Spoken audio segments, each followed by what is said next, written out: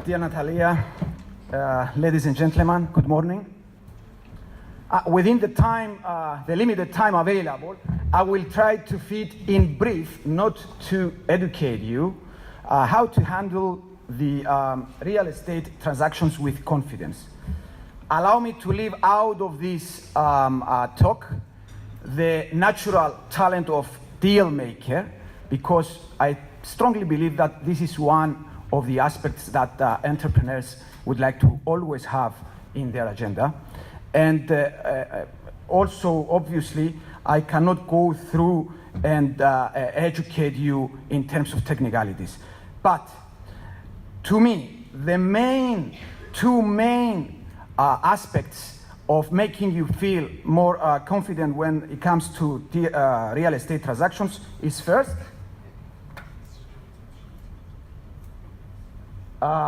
being able to understand the legal and regulatory framework. Make no mistake, in every country of the world, real estate transactions are regulated. And the second is actually the emergence of PropTech, which stands for property technology, which the emergence of which is coming very sharply to our life, and we need to adopt the way and adapt to the way of doing transactions under PropTech. So let me head towards the first, which is the knowledge of the legal framework and the regulatory. In Cyprus, there is a single law, the Immovable Property Transfer and Mortgage Law, that regulates the passing of the title deeds from the vendors to the purchasers. More or less, it's a straightforward procedure.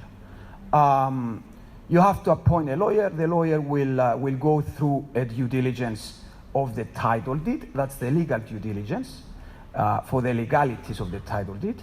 And at the property, the due diligence for the property as an asset, which is also very much important to give us some factors about the planning issues, the development issues, and the physical characteristics of a property. So every property comes with a title deed. Every property, as we speak, and I will differentiate this with the second subject I will present. As we speak, we have to follow a conveyance process in order to transfer the title deed under the name of the purchaser. And by the end of the day, if the due diligence is satisfactory and the results are okay, what we're doing is only show us the money. When you show the money, you transfer the title deed. So this is fairly a straightforward procedure. One more thing to look at when it comes to the real estate transactions, it's the scope. What is it that we need to serve when we buy something? When we know what we're trying to serve and what is the purpose of buying, then we will end up with the best investment plan and the structure to be followed in order to proceed with the purchase.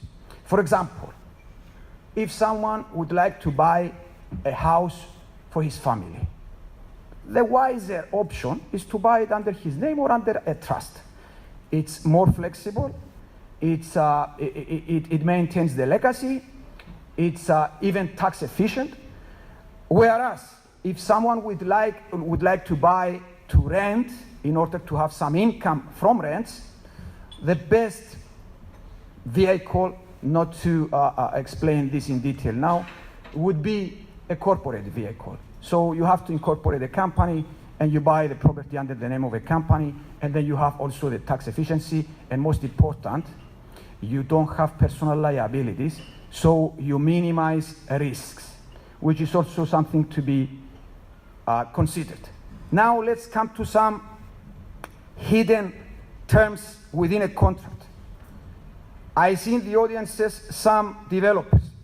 For the developers, what completion means is the date that the title, that the key and the possession of the property will pass to the buyer, to the purchaser. Whereas the legal completion, and especially in Cyprus, and this is what Natalia said just earlier at the introduction. It comes many years later when the title deed will be issued as separately for the unit that you bought, for the purchaser's unit, and the title deed will be transferred under the name of the purchaser. This actually brought too many problems to a very good land registry department that Cyprus maintains. The land registry department of Cyprus, it's one of the best in kinds in the world. It's been left since the Ottoman Empire. And they just wanted to raise up some taxes, so they registered every single square meter of Cyprus. Anyway, this is a different story. So we need to take a very good concern and attention when it comes to the completion of a sale. Completion, legal completion, and delivery of possession, two different things. So how did we tackle in Cyprus this discrepancy of completion in terms of transferring title deed and completion in terms of delivering the key of the property? In the year 2011, even though this law pre-existed, we have enacted a new law, the specific performance law. I will go very, very quick to the key points of this law because I want to have the 3 minutes for the rest, for the second subject. You have to deposit your contract of sale with the land registry department within 6 months. According to the law now, the new law, the vendor is obliged to deposit the contract of sale into the land registry department prior of mortgaging the property. It is very important. If the property is already mortgaged, there is a different way of doing it. You have to consult your banker.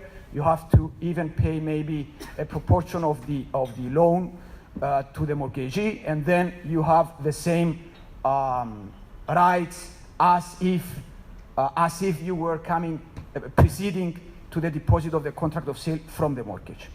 So the encumbrance that it's created over the title when you deposit the land registry, the contract of sale to the land registry, has actually the same power with the mortgage, which is very important nowadays. So let me just move very sharply to the new subject that I just wanted to raise up here, and I saw it earlier at the panelists that we had. You all talk about tech. So in the real estate transactions, the future is about PropTech. And let me just give you a few examples. I'm handling real estate transactions for the last 17 years. It's the first time in my career that I see the technology coming into the property transactions and how the property will change hands, how the property will be, how the money will be lended for purchasing a property, and why it comes so slow. It's obvious because by definition anyway, the real estate, it's a very slow moving asset class, and the real estate industry, it's highly conservative, but we will not escape from this era that is coming now. And what this new era demands is regulations.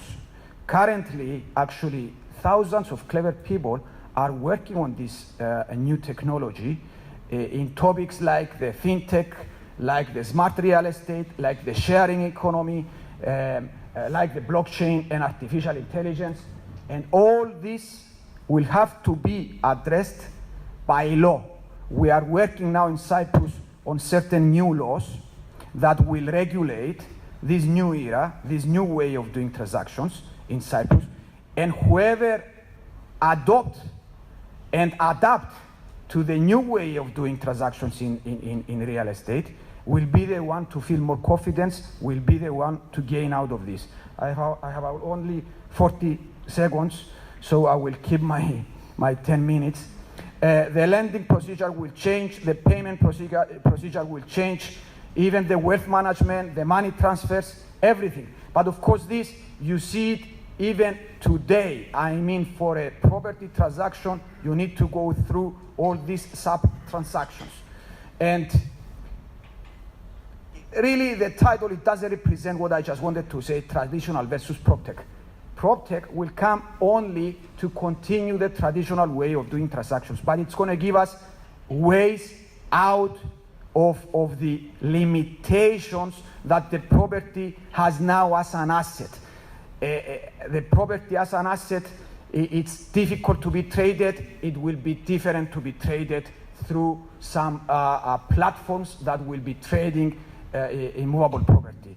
It's difficult to be liquid.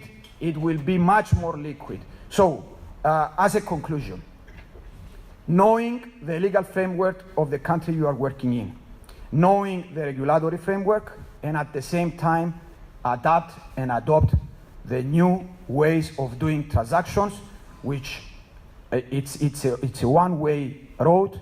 It's going to come to Cyprus. Already we have it. It's the PropTech. Thank you very much for listening to me.